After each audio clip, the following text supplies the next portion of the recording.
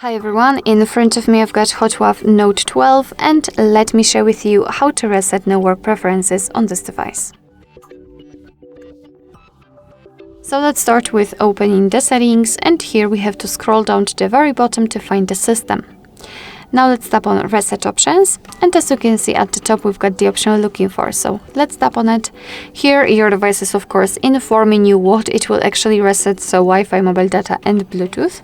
Let's tap on Reset Settings, and it is kind of important because you cannot undo this action, so your device will forget all of the saved Wi-Fi connections, etc. So let's tap on Reset Settings, and as you can see the network settings have been reset successfully.